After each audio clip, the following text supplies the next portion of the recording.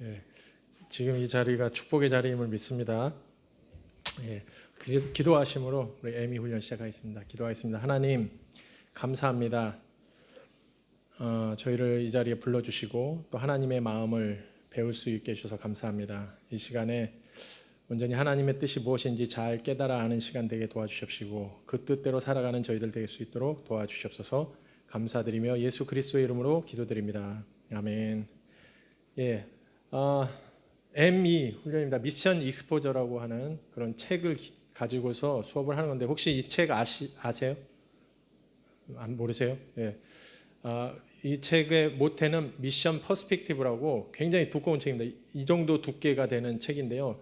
막 학자들이 쓰고 막 그래서 그리고 그 책을 이렇게 편집하고 그런 분이 랄프 윈터 박사라고 되게 유명하신 지금은 돌아가셨는데 선교 쪽을 굉장히 유명하신 분이고 또 같이 공동저서 하신 분이 이제 훌러 신학교 세우시고 뭐 이런 분들 그런 분들이 학적으로 선교는 이런 거다라고서 이렇게 써놓은 책이에요. 근데 그 책이 너무 두껍고 방대하고 또 내용도 되게 어려워요. 그래서 그거를 확 줄여갖고 미션 익스포저라고 하는 책으로 만들었어요. 이렇게 줄여갖고 한 요 정도 두께 되는데 제가 이제 이따 사모님이 가져오실 건데 제가 나중에 보여드릴게요. 요 정도 두께인데 그 책도 읽다 보면은 좀 짜증나고 힘들고 그래요. 예, 가져오셨네. 책 주세요. 예. 이쪽으로 앉으시고 이쪽 편으로 다 앉으셔야 되고 앞에 교재가 있으니까요. 교재 가져가시고요. 예, 바로 이 책입니다. 미션 익스포저라고 하는 이 책인데 이것도 또 4주 동안 하려고 하니까 여러분들이 너무 또 많을 것 같아서 양이 그래서 제가 또 확 줄여갖고 이렇게 만든 거예요. 교재로.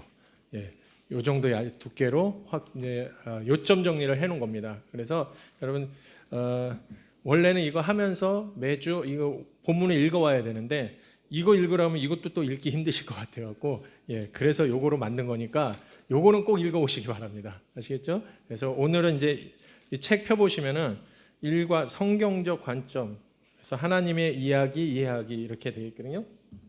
그래서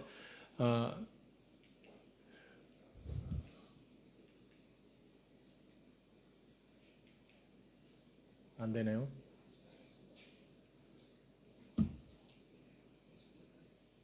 아까 했었는데 테스트. 그래서 미션 익스포저 이걸 가지고서 강의를 하는데요. 저희가 3주 동안은 미션 익스포저 강의를 할 겁니다. 그래서 첫째 오늘은 이제 성경적 관점에 대해서 하고요. 다음 주는 이제 하나님의 선교 이야기해서 역사적으로 하나님께서 어떻게 선교를 해오셨는가 그것에 대해서 이야기를 하고요. 그 다음에 마지막 세 번째 주는 Y 미션, 오늘이 Y 미션에서 선교의 성경적 관점입니다. 왜 선교를 해야 되는가 하는 거고 세 번째 주에는 전략적, 문화적 그리고 동역적 관점으로 봐서 그래서 이제 그럼 이제 어떻게 우리가 선교를 해 나가야 될 것인가 그것에 대해서 세 번째 주에 이야기를 할 겁니다. 그리고 마지막 네 번째 주는 이제 그 역사적 관점 안에 들어 있는 건데 그 종교 개혁 이야기를 이제 재밌게 그냥 쉽게 강의라기보다는 그냥 이야기하듯이 이렇게 사진을 보여주면서 여행하듯이 그렇게 하는 강의를 마지막 4주차에 하려고 합니다. 그래서 네 번째 주 그때 그 종교개혁 이야기는 우리 중고등부 아이들도 자녀들도 와서 같이 들으면 좋을 것 같아요. 그래서 좀 유럽에 대해서 꿈도 꾸고 그랬으면 좋겠습니다. 그래서 오늘은 첫 번째 주로 해서 Y 미션 선교의 성경적 관점에 대해서 이야기를 할 텐데 우리는 요즘 뭐 선교에 대해서는 다 알잖아요. 선교해야 된다. 선교해야 되고 선교 중요하다. 교회마다 다 선교에 대해서 열심을 내고 또 여기 선교사님들도 계시고 평신도 선교사로 오신 분도 계시고 또 선교적인 마인드를 가지고 살아가시는 분들도 계시는데 그러면 그래서 선교가 중요하다는 건 아는데 왜 선교를 해야 되는가에 대해서 좀 잘 모르시는 분들이 많아요. 그냥 선교해야 되는 건 알겠는데 근데 도대체 왜 선교를 해야 되는가? 그래서 오늘 이 성경적인 관점으로 선교를 보면서 왜 우리가 선교를 해야 되는가에 대해서 알아보는 그런 시간을 가지려고 합니다. 그래서 첫 번째 책을 제가 교재 드렸는데 교재 펴 보시면서 이것도 뭐 이렇게 봤다가 이것도 봤다 왔다 갔다 할 겁니다. 그래서 교재도 잘 보시면서 하시기 바랍니다. 그래서 하나님의 이야기 이해하기라고 있습니다. 그래서 이야기의 힘이 있는데 여러분 수학 공식 이런 거 배우는 거 있으세요? 많이 지나서 지금 피타고라스의 정리 이런 거 이름은 들어봤지만 정확히 뭔지 잘 몰라요. 그렇죠? 그래서 무슨 수학적인 기호나 무슨 과학이나 무슨 영어 단어라든가 저는 요즘에 그 말레이어 단어가 하도 안 외워져 갖고 힘들긴 한데 그런 것들은 이렇게 이해하고 또 느끼고 또 이렇게 외우기가 힘들어요. 그렇지만 이야기를 전해 들었을 때 우리가 옛날에 할머니들이나 어머니한테 이렇게 이야기 전해 들은 거는 정확히 다 기억은 못하지만 그래도 대충 무슨 스토리인지는 다 알고 있다라는 거예요. 그만큼 이야기의 힘이 되게 중요하다는 거예요. 이야기의 힘이 대단하다는 거예요. 그 이야기를 통해서 우리가 예전에 있었던 모든 그런 것들을 잘 전달받고 또 그거를 또 우리 후손들에게 또 전달할 수 있는 그런 매개체가 바로 이야기라는 겁니다. 지금 많은 매체들이 발달되고 그렇지만 물론 이제 이렇게 영상으로 찍어갖고 남기고 그러면 더 정확하게 남길 수 있지만 그 전에는 이야기가 굉장히 중요했다는 겁니다. 그래서 이 이야기를 통해서 우리는 하나님은 우리 하나님의 백성들에게도 이야기를 하나님의 뜻을 전해 왔다라는 겁니다. 그래서 그 이야기가 모아진 게 뭐예요? 그 하나님의 이야기가 모아진 게 성경입니다. 성경. 성경이 바로 하나님의 이야기예요. 하나님의 말씀이 모아진 게 성경이라는 겁니다. 그런데 여러분 다 아시다시피 성경은 물론 하나님의 영감, 성령의 영감을 받아서 다 썼지만 그 성경을 쓴 저자들은 다 다릅니다. 그렇죠? 모세가 쓰고 또 이사야 또 사도 바울 이렇게 여러 사람이 굉장히 많은 기간에 걸쳐서 여러 문화권에서 여러 나이대가 다 다른 연령대가 다른 그런 사람들이 성경을 썼어요. 그렇죠? 그런데 그 성경은 다 일관된 하나의 이야기를 가지고 있습니다. 하나의 이야기를 성경에서는 이야기를 하고 있어요. 그래서 그 성경은 통일된 그런 목적이 있다라는 거예요. 성경에서 이야기하고자 하는 통일된 목적이 있다라는 겁니다. 그래서 그거를 통해서 이 성경을 통해서 하나님이 이야기하시는 그런 일관된 이야기, 그게 뭔가 먼저 그거를 우리가 살펴봐야 돼요. 그래서 이 성경은 계시라는 게 뭔지 아시죠? 계시? 보여주는 겁니다. 그래서 성경을 통해서 하나님이 하나님의 모습과 하나님의 뜻과 하나님의 생각들을 보여주고 계신다라는 거예요. 자신을 드러내는 게 그게 성경이라는 겁니다. 그래서 이 계시를 통해서 하나님께서 일관되게 성경을 통해서 보여주시고 하나님이 말씀하시고 계시는 것이 있는데 그게 바로 이제 첫 번째 그거를 이제 우리가 알아보려고 합니다. 그래서 첫 번째 보면은 제일 첫 장이 중요하죠. 모든 책의 첫 장이 중요합니다. 무슨 이야기를 풀어갈 것인가 하고서 이야기를 하고 있기 때문에. 그래서 여러분 성경도 보면은 성경 첫 장이 제일 중요합니다. 창세기 1장 1절 여러분 다 아시잖아요. 그렇죠? 우리 함께 읽어보겠습니다. 시작. 태초에 하나님이 천지를 창조하시니라. 하나님께서 이 땅을 창조하셨다라는 겁니다. 이 땅을 창조하시고 그리고 뭘 만드셨어요? 그 안에 에덴 동산이라고 하는 동산을 만들었어요. 그래서 그곳에 하나님 나라를 만들어 놓고요. 그곳에서 하나님께서 아담과 하와를 만드시고 거기서 살게 하시죠. 우리가 다 아는 이야기입니다. 여기가 바로 하나님의 나라의 모습이에요. 하나님 나라. 하나님이 제일 먼저 세우신 하나님의 나라라는 겁니다. 근데 우리가 조금 잘못 생각하고 있는 게 하나님의 나라 하면 에덴 동산만을 생각을 해요. 그런데 저 당시에 전 세계가 에덴 동산은 아니었잖아요. 그렇죠? 지구를 창조하시고 그 중에 일부분이 에덴 동산으로 만들어 놓고 거기에 아담과 하와를 하나님께서 만들어 놓으신 것입니다. 그런데 그럼 나머지 지구의 나머지들 에덴 동산 이외의 곳들은 하나님의 나라가 아니냐? 아닌가요? 거기는? 대답이 없는 건 긍정으로 받아들이겠습니다. 그렇죠. 그것도 하나님이 만드신, 하나님이 창조하신 하나님의 나라라는 거예요. 그렇죠? 다른 곳도, 다른 지역도. 근데 아무튼 이곳에 하나님께서 아담과 하와를 만들어 놓으시고 세워 놓으시고 그리고 하나님께서 창세기 1장 28절에 제일 먼저 축복을 하셔요. 축복을 하시는데 뭐 하십니까? 하나님이 그들에게 복을 주시며 축복하는 거예요, 사람들을. 그러면서 하나님이 그들에게 이르시되 땅에 충만하라. 그리고 땅을 정복하라. 그리고 모든 생물을 다스리라. 이렇게 축복하십니다. 여러분, 이 땅에 충만하라는 것은 뭐예요? 하나님의 백성들이 이 땅 가운데 충만하게, 온 땅 가운데 충만하게 있으라는 그런 이야기입니다. 그렇죠? 그 다음에 땅을 정복하라는 것은 지금 이 에덴 동산뿐만이 아니라 그 외에 나머지 있는 그 땅들도 가서 하나님의 나라로, 하나님의 통치권이 이르는 그런 곳으로 다스리는 그런 다른 곳도 다 하나님의 땅이기 때문에 그 땅을 다 정복하면서 살아가라는 겁니다. 그리고 또 마지막으로 모든 생물을 다스리라. 이것은 뭐예요? 하나님이 주신 통치권입니다. 여러분, 이 땅은 하나님이 만드신 거기 때문에 하나님의 통치가 임하는 곳입니다. 하나님의 주권이 임하는 곳인데, 그런데 하나님께서 그 통치권을 누구에게 주셨냐면요, 우리에게 주셨어요. 사람에게 주시고 너희들이 이 땅을 다스리며 살아라, 모든 생물을 다스리며 살아라 하고 통치권을 주십니다. 그러면은 그래서 모든 땅의 통치권, 주권은 우리에게 있지만 우리의 통치권은 누구에게 있습니까? 우리의 주권은 누구에게 있습니까? 하나님한테 있는 거예요. 그래서 여러분, 하나님께서 뭘 만드십니까? 선악과를 만들어 놓으시는 거예요. 선악과 딱 만들어. 저는 어렸을 때부터 선악과 그 이야기 들을 때마다 하나님 왜 선악과를 만들어 놓으셔서 사람이 죄를 짓게 만드셨냐. 그게 불만이었어요. 하나님이 선악과만 없었으면 아담이 죄 안 지었을 거 아니에요. 근데 왜 하나님은 굳이 선악과를 만들어 놓으셔서 아담이 죄를 짓게 만드셨을까?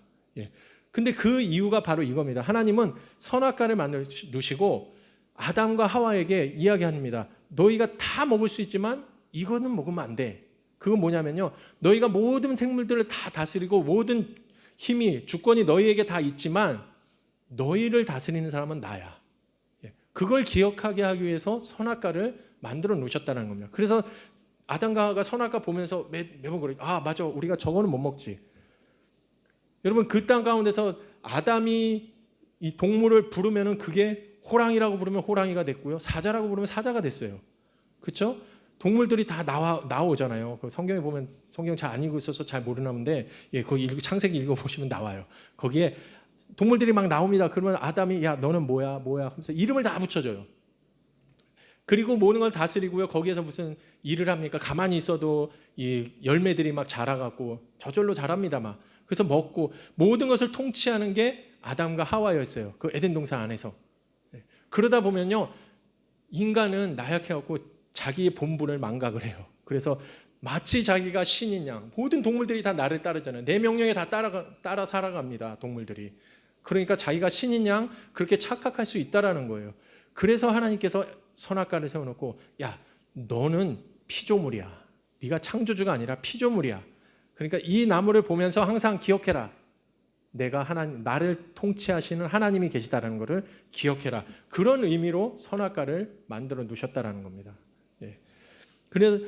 그렇지만 하나님께서 이 땅을 너는 다스리면서 살아라 하고서 이야기를 하십니다. 그래서 이게 바로 하나님의 나라예요. 여러분, 옛날에 사회 시간에 배우셨을 거라 믿습니다. 나라의 3요소, 나라의 3요소 있습니다. 영토, 국민, 주권. 이 세 가지가 딱 이루어지면 그게 나라예요. 근데 우리가 방금 보셨듯이 하나님의 나라는 창조된 이 세상은 모두 하나님의 영토입니다. 그렇죠? 하나님이 다 만드신 땅들입니다. 이 전 세계가, 지구가. 그리고 영토는 이미 충족이 됩니다. 그 다음에 국민, 이 세상의 모든 사람은 하나님 나라의 국민들입니다. 여러분, 하나님께서 만드신, 창조하신 사람들이에요. 그리고 특별히 하나님을 믿고 있는 우리들은 하나님의 백성이라고 얘기를 하잖아요. 우리는 하나님의 자녀입니다, 하나님의 백성입니다 라고 이야기하잖아요. 그래서 국민의 그런 요건도 충족합니다. 그런데 마지막 세 번째가 문제인 거예요. 세 번째, 바로 영토와 국민을 다스리는 하나님의 주권, 하나님이 우리를 통치하시고 하나님이 우리를 이끄시고 우리를 다스리신다는 요 주권, 통치권, 요거를 우리가 망각한 채 살아가고 있기 때문에 지금 우리가 하나님의 나라를 못 누리면서 살고 있다라는 거예요. 이해되시죠? 너무 어려운 이야기인데 학적으로 안 가려고 했는데 그래서 여러분, 우리는 하나님이 창조하신 땅에 살고 있습니다. 우리는 하나님의 백성입니다. 그런데 우리가 하나님의 주권, 하나님의 통치 아래 살고 있지 않기 때문에 하나님의 나라를 못 누리면서 살고 있다는 겁니다. 이 땅 가운데서도 우리는 하나님의 나라를 누리면서 살아가야 돼요. 하나님의 나라는 죽어서 요단강 건너가 만나리, 거기서 만나는 게 아니라 이 땅 가운데서도 우리는 하나님의 나라를 누리면서 살아가야 되는데, 그런데 하나님의 통치 아래 살고 있지 못하기 때문에 그래서 하나님의 나라를 못 누리고 있다는 겁니다. 그래서 이 하나님의 통치 아래 살고 있는 거, 하나님의 주권 아래 살고 있는 거, 그게 바로 하나님의 나라이고 하나님의 축복임을 믿으시기 바랍니다. 예. 그래서 근데 그 통치권에 도전하는 일이 생기잖아요. 바로 아담과 하와가 그 통치권에 도전을 합니다. 예. 물론 이 뱀의 유혹을 받긴 했지만 그들이 아담과 하와가 보니까 우리가 모든 생물들을 다스리고 이 땅 가운데서 우리가 못하는 게 없고, 동물들이 야 코끼리 일로 와 그러면 다 오고 다 따라오는데, 근데 왜 우리는 선악과를 먹으면 안 되지? 우리 위에 또 누가 있는 거예요. 그분 때문에 이걸 못 먹고 있는 겁니다. 그거에 대한 불만이 생기기 시작한 거죠. 사람이다 보니까. 예. 그래서 하나님에 대한 통치권에 대한 도전이 일어납니다. 여러분, 그 선악과 따먹을 때 뱀이 아담과 하와를 뭐라고 유혹하는지 아십니까? 야, 이거 먹음직하고 뭐 그렇지 않아요. 맛있고 달콤하고 그게 아니라 니네가 이거 먹으면 너희도 하나님같이 될 거야. 그거로 유혹합니다. 바로 여태까지 이 선악과 때문에 뭔가 찜찜했어요. 아담과 하와는 내가 이 땅을 다 다스리는 사람인 줄 알았는데 내 위에 누가 있다라는 게 좀 찜찜했어요. 그런데 이거 먹으면요 내가 하나님같이 된다라는 거예요. 그래서 그 통치권에 도전을 합니다. 자기가 스스로 하나님이 되기 위해서 그 선악과를 따먹은 거예요. 지금 우리도 마찬가지입니다. 우리도 이 땅을 살아가고 있을 때 하나님 믿고 하나님을 찬양하고 살아가고 있다고 하지만 순간순간마다 모든 일을 결정하고 모든 일을 선택하는 데 있어서 하나님의 뜻을 묻지 않습니다. 내가 판단하죠. 내가 판단하고 내 스스로 행한다는 거예요. 그게 바로 죄라는 겁니다. 여러분, 선악과 따먹었을 때 뭐라고 합니까? 이 선악과 따먹으면 너희가 선과 악을 구별하게 될 거다 하고서 사탄이 유혹을 합니다. 그래서 하나님같이 될 거라고 하거든요. 그럼 여러분, 선과 악을 구별한다는 건 뭡니까? 모든 판단을 내가 한다는 거예요. 인간이 야 이게 좋은 거고 이게 나쁜 거야 라고 판단을 하게 됐다라는 겁니다. 그 선악과 따먹은 이후로 실제로 그렇게 됐어요. 그게 죄라는 겁니다. 여러분, 선과 악을 우리가 판단하는 거, 사람이 판단하는 게 그게 죄예요. 그래서 저는 항상 이거를 알고 나서 이게 바로 원죄구나. 예전에는요 아담이 선악과 따먹은 것 때문에 원죄라는 게 들어와갖고 우리가 태어날 때부터 우리가 죄인이라는 거예요. 거기에 되게 불만이 많았어요. 나는 선악과 보지도 못했는데 선악과 한 입이라도 먹어보고 제가 그 원죄가 있다 그러면은 제가 동의를 할 텐데 저는 선악과를 먹어보지도 못했어요. 어떻게 생겼는지도 모르고. 그런데 아담이 먹었다라는 그 이유 때문에 나도 죄인이 됐다라는 거예요. 그런데 여러분, 선악과 먹은 게 중요한 것이 아니라 그걸 먹고 난 이후부터 사람들이 어떻게 되기 시작하냐면요, 선과 악을 사람이 판단하기 시작합니다. 하나님이 선과 악의 기준이 되어야 되는데 사람이 나의 생각이 선과 악의 기준이 됐다는 거예요. 그게 바로 죄입니다. 죄. 여러분, 이 죄에 대해서 우리는 자유로울 사람이 아무도 없습니다. 그렇죠? 저도 마찬가지고요. 모든 사람들이 다 판단할 때 뭐래요? 다 내가 생각하고 내 판단에 다 맞춰서 좋고 그름을, 옳고 그름을 다 이야기를 하잖아요. 그렇죠? 근데 하나님이 그 선악의 판단의 기준이 되어야 된다라는 거예요. 그게 바로 그게 바로 선악과를 따먹고 난 이후에 우리에게 들어온 죄라는 겁니다. 하나님의 통치 아래 살지 않고 내 뜻대로 내 마음대로 살려고 했던 거. 그래서 쫓겨나게 되죠. 하나님 나라에서 쫓겨납니다. 다 알다시피. 그리고 이제 창세기 3장 15절 원시복음이라고 하는데요. 내가 너로 여자와 원수가 되게 하고 내 후손도 여자의 후손과 원수가 되게 하리니 여자의 후손은 내 머리를 상하게 할 것이요 너는 그의 발꿈치를 상하게 할 것이라. 다 아시는 내용입니다. 그래서 여자의 후손은 예수님을 이야기합니다. 그래서 여기서 여자의 후손이라고 했기 때문에 성경은 원래 남자 우선 사상이잖아요. 여자에 대해서 별로 생각을 안 합니다. 그런데 이 대목에서만큼은 여자의 후손이라고 합니다. 남자의 후손이라고 안 하고, 이것은 바로 동정녀 마리아에서 나오시는 태어나시는 예수님에 대해서 예언하고 있는 그런 내용입니다. 그래서 이 사탄이, 뱀의 후손인 사탄이 그 여자의 후손 예수님의 발꿈치를 상하게 하지만, 그건 뭡니까? 십자가에 못 박잖아요. 결국에는. 그렇지만 결국에는 부활하심으로 그 사탄의 머리를 상하게 해서 완전히 이기신다라는 그런 내용이 이 구절 안에 담겨져 있는 거예요. 그래서 이 말씀을 통해서 결국엔 우리를 구원하시고 다시 하나님의 백성이 되게 하겠다라는 하나님의 약속이 저기에 들어가 있습니다. 예. 그래서 이런 처음 성경의 시작은요 하나님의 나라로 시작을 합니다. 그런데 아담과 하와의 죄로 인해서 우리는 하나님의 나라를 잃어버리게 된 거예요. 그렇죠? 예. 그리고 나서 예수님이 이제 이 땅에 오십니다. 예수님이 오셔서 하신 첫 사역이 뭐냐? 하나님의 나라를 선포를 하셔요. 물론 그 전에도 선지자들이 하나님의 나라에 대해서 계속 이야기를 해옵니다. 그건 나중에 이제 또 얘기할 텐데 계속 이야기해 오지만 결국 또 우리가 중요한 건 예수님이 어떤 사역을 하셨는가가 중요하잖아요. 예수님이 이 땅에 오셔서 첫 사역이 하나님의 나라를 선포하셔요. 예. 그래서 마태복음 4장 17절, 마가복음 1장 15절 하면 하나님의 나라가 가까웠으니 회개하라 천국이 가까웠느니라 하고서 이야기를 합니다. 그리고 예수님께서 보내심을 받은 이유에 대해서 설명하십니다. 하나님께서 나를 보내셨는데 그 이유가 뭐냐면 하나님의 나라의 복음을 전하기 위해서 하나님이 나를 보내셨다. 그렇게 말씀하셔요. 성경에. 저기 믿겨지지 않으시면 나중에 찾아보세요. 알아서. 예. 그리고 마지막 가르침. 예수님이 십자가에서 돌아가시고 부활하신 후에 제자들에게 40일 동안 나타나시잖아요. 그런 다음에 마지막으로 가르치신 일도 뭐예요? 하나님 나라의 일에 대해서 이야기를 하십니다. 사도행전 1장 3절에 보면. 그래서 예수님은 처음부터 끝까지 다 하나님의 나라에 대해서만 이야기를 하셨어요.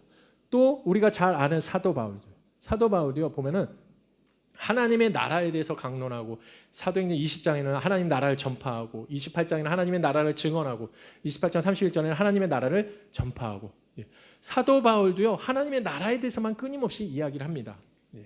그리고 마지막 성경의 제일 마지막 처음과 끝이 중요하죠. 항상 제가 이렇게 이 성가대 같은 거 이렇게 할 때도 보면 맨날 처음 시작하고 마지막 아멘만 잘하면 된다고 중간은 아무도 기억 못합니다. 처음에 잘 들어갔느냐 마지막에 잘 끝났냐 그렇게 이야기를 하는데 성경도 마찬가지예요. 여러분 처음 시작이 하나님의 나라로 시작하고요. 제일 마지막 요한계시록 21장 22장도 보면요 새 예루살렘에 대해서 이야기를 합니다. 하나님의 나라에 대해서 이야기를 하고 있다는 거예요. 이렇듯 성경은요 처음부터 끝까지 하나님의 나라에 대해서 이야기를 합니다. 그래서 하나님의 계획은 뭐냐면 성경을 쭉 보면 하나님의 계획은 뭐냐면요 하나님의 나라를 회복하는 게 그게 계획이에요.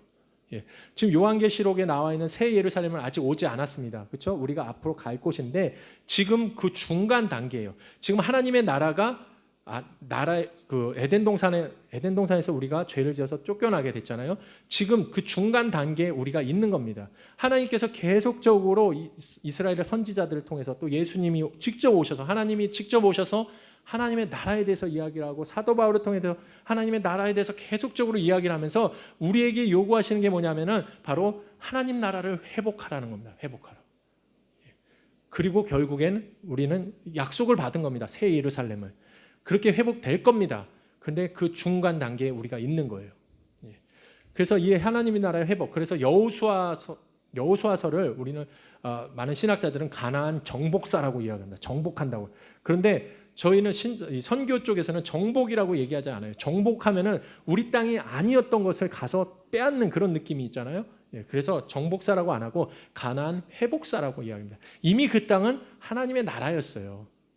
그런데 하나님을 알지 못하는 사람들이 와서 살기 시작하면서 하나님의 예배가 떠나고 하나님을 알지 못하는 백성들이 살기 시작했던 거였죠. 근데 그 땅을 다시 회복시키는 것, 그게 바로 가나안 회복사입니다. 그래서 여호수아서를 가나안 정복사라고 이야기하기보다는 가나안 회복사라고 이야기를 합니다. 그래서 모든 민족이 이 땅에서 하나님의 통치 아래 살아가는 것, 하나님 나라의 회복 계획을 실행하는 것, 이게 우리가 해야 될 일입니다. 그리고 여기 또 보면은 나중에 다 읽어보시면 교회의 본분이 바로 이것이라는 거예요. 교회의 본분. 교회가 해 나가야 될 것이. 그래서 하나님 나라의 회복 계획을 실행하는 것을 우리는 뭐라고 부르나요? 바로 선교라고 부르는 거예요. 그걸 선교라고. 그래서 하나님의 성경을 통해서요. 하나님이 원하셨던 건 뭐냐면요. 하나님이 만들어 놓으시던 그 하나님의 나라. 그 나라가 결국엔 나중에 요한계시록에 하나님이 예언하셨잖아요. 다시 회복시킬 겁니다. 근데 그 중간에 있는 우리 이 땅 가운데 있는 지금 현재 살고 있는 우리들은 그 일을 위해서 이 선교의 회복을 실행해 나가는 거, 회복 계획을 실행해 나가는 그 일을 해 나가야 된다는 겁니다. 하나님의 뜻, 하나님의 꿈, 하나님의 비전이 하나님의 나라의 회복이에요. 그걸 위해서 우리가 실행을 해 나가는 것, 그게 바로 선교라는 겁니다. 그래서 여러분 선교는 왜 해야 됩니까? 하나님의 나라를 회복하기 위해서, 하나님의 뜻을 이루기 위해서, 하나님의 비전, 하나님의 꿈을 이루기 위해서 그 선교를 해 나간다라는 겁니다. 자, 그래서 그 선교를 가지고 우리는 또 이렇게 선교가 뭐냐, 복음화 하는 거잖아요. 복음화. 그래서 세계 복음화라고 이야기할 수 있는데, 여러분 잠깐 책을 보세요. 여러분 책에 2페이지 맞나요? 예, 2페이지에 보면은 세계 복음화 성경 그렇게 되어 있습니다. 그래서 첫째, 성경은 우리에게 세계 복음화를 명령한다 이렇게 되어 있습니다. 예. 그래서 아브라함 이야기가 나옵니다. 아브라함, 나중에 또 아브라함 이야기가 더 자세히 나올 텐데, 아브라함을 하나님께서 4,000년 전에 부르십니다. 예, 그리고서 아브라함에게 뭐라고 얘기하냐면 땅의 그 자손들을 위해서 땅의 모든 족속에게 복을 주겠다 그렇게 약속을 합니다. 여기서 말하는 이 복, 축복이 바로 뭐냐면은 하나님의 통치 아래 살아가는 겁니다. 나중에 다시 얘기할 텐데요. 그게 바로 복이라는 거예요. 그래서 우리가 아브라함의 자손들이라면 하면은 이스라엘 백성만 이야기하는 게 아닌 건 여러분 다 아시잖아요. 그렇죠? 우리도 믿음의 자손들인, 믿음 안에 있는 우리도 바로 아브라함의 영적 자손들입니다. 그래서 우리를 통해서 하실 일도 바로 우리를 통해서 모든 민족에게 복을 받길 원하신다라는 거예요. 우리를 통해서 모든 민족이 하나님의 통치 아래 살아가게 하기를 원하신다라는 겁니다. 그게 성경에서 말하는, 성경이 이야기하는 겁니다. 세계 복음화를 명령하고 있습니다. 그리고 뭐 나머지는 더 자세하게 여기 써 있으니까요. 나중에 읽어보시기 바랍니다. 시간 관계상 다 하지 않고요. 예. 그래서 3페이지 가면 3페이지 중간쯤에 보면은 하나, 둘, 셋, 두 번째 단락에 밑에서 세 번째 줄 보면 바로 교회가 전 세계를 대상으로 선교하는 것. 예. 초림과 재림 사이에 어떤 일이 일어나야 되는가? 그게 바로 교회가 전 세계를 대상으로 선교하는 것. 복음이 세상 끝까지 전파되기 전에는 역사의 끝이 오지 않을 것이라고 예수님은 말씀하셨습니다. 그래서 역사와 선교는 동시에 끝나게 됩니다. 그래서 그때까지 교회는 선교해야 된다는 겁니다. 그게 바로 교회의 역할이라는 겁니다. 그 다음에 두 번째, 성경은 우리에게 세계 복음화를 위한 메시지를 준다는 겁니다. 그 전도를 복음이라는 게 로잔 언약이 되게 중요합니다. 이렇게 세계 선교사들 모여서 이렇게 세계 선교를 위해서 회의를 한 게 그게 로잔 회의예요. 그래서 2년마다인가 4년마다인가 한 번씩 이렇게 로잔 회의를 합니다. 근데 전도한다라는 것은 기쁜 소식을 널리 퍼뜨리는 것이다. 기쁜 소식이 바로 복음이잖아요. 복음이 뭡니까, 여러분? 복음이 뭐냐고 탁 했을 때 많은 분들이 복음이 뭐지? 하고 잘 선뜻 대답을 확실하게 못 하시는 분들이 많이 계셔요. 근데 여기 정확하게 정의해 놨습니다. 우리의 죄를 위하여 죽으시고 다시 살아나셔서 통치하시는 주로서 지금도 회개하고 믿는 모든 자들에게 사죄의 은혜와 자유롭게 하는 성령의 은사를 공급하는 것이다. 이게 복음이라는 거예요. 복음. 그래서 이 성경은 이 복음을 우리에게 제시해 줍니다. 그러면서 그거로 그 메시지를 가지고 가면 된다는 거예요. 근데 선교하러 가는 데 있어서 우리가 뭘 가지고 가야 되나 막 이렇게 고민하고 그럴 때 많이 있어요. 그런데 그리고 선교사님들이 나올 때도 막 여러 가지 막 준비하고 오고 그러잖아요. 물론 그런 게 필요합니다. 뭐 언어도 준비하고 내가 또 뭐 가서 뭐 한글 교사로 해서 뭐 한글을 가르치면서 복음을 전해야지 하면은 한글 교사 자격증도 필요하고 또 내가 음악을 통해서 해야지 하면 돼요. 음악을 또 준비하고 이런 것들 필요합니다. 그런데 보면은 거기에 너무 치중하는 경우가 너무 많다라는 거예요. 그러다 보니까 복음이 없어지는 경우가 많이 있어요. 그래서 저도 이제 필리핀에 있을 때 막 이렇게 선교팀들이 오고 그러면요, 막 사역할 것들 막 가져와요. 뭐 비누방울, 무슨 페이스 페인팅, 뭐 여러 가지 막 가져옵니다. 열심히 준비해 갖고 와요. 그런데 정작 복음은 안 가져와요. 그냥 그거 해서 와 해갖고 와 색칠해주고 막 같이 놀고 그리고 와 하고 그리고 가요. 근데 그 아이들에게 정작 복음은 전해지지 않습니다. 그냥 한국 애들이 와갖고 되게 재밌게 놀다 갔어. 한국 애들이 와갖고 뭐 많이 주고 옷도 주고 먹을 것도 주고 그러다 갔어. 그 끝이라는 거예요. 근데 그게 그냥 단기 선교뿐만이 아니라 선교사들도 그런 경우들이 있다라는 겁니다. 선교사들도 너무 사역 면에 치중하다 보니까 정작 전해야 될 복음을 못 전하고요. 다른 것에만 신경을 쓰게 된다는 거예요. 예. 그래서 꼭 이 복음화를 위한 메시지를 주는 그 성경, 복음, 그것을 전해주는 사역을 해야 되는데 그게 바로 성경이 그걸 준다라는 겁니다. 그 다음에 세 번째는 성경은 세계 복음화의 모델을 제시한다. 그렇게 되어 있습니다. 여기 나중에 이거 자세히 읽어보면 나오겠지만요. 간단하게 얘기하면 바로 뭐냐면 겸손이라는 겁니다. 겸손. 여러분 성경이라는 이 성경은 하나님의 이야기입니다. 그렇죠? 하나님이 쓰는 언어가 히브리어였을까요? 성경 제일 처음에 쓰여졌을 때 히브리어로 쓰여졌을 거 아니에요? 구약은 하나님의 언어가 히브리어였을까요? 하나님이 사용하시는 언어가 한글이었을까요? 아닙니다. 그렇죠? 하나님이 사용하시는 언어는 우리는 알지 못합니다. 인간은 감히 그 언어를 사용할 수가 없습니다. 알 수도 없고요. 그런데 하나님께서요, 우리를 위해서, 우리가 이해하기 쉽게 하기 위해서요, 히브리어로 말씀을 하셨던 거예요. 하나님의 언어가 아닌 사람의 언어로 말씀해 주셨다는 겁니다. 또 하나를 보면요, 예수님은 하나님이십니다. 그 하나님께서 우리에게 복음을 전해주기 위해서 하나님께서 신의 모습으로 이 땅에 오시지 않으셨어요. 뭐로 오십니까? 사람의 모습으로 오십니다.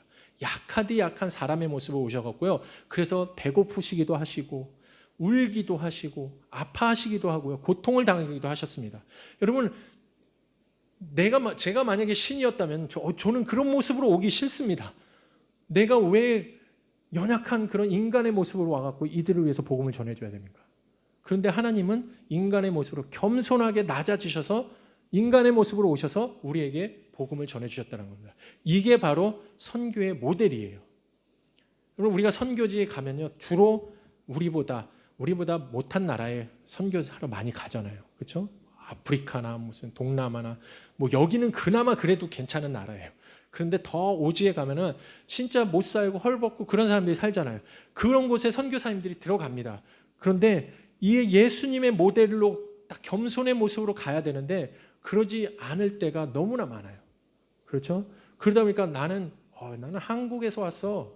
나는 잘 사는 나라에서 왔어. 너희들은 나한테 배워야 돼. 그런 모습으로 다가간다라는 겁니다.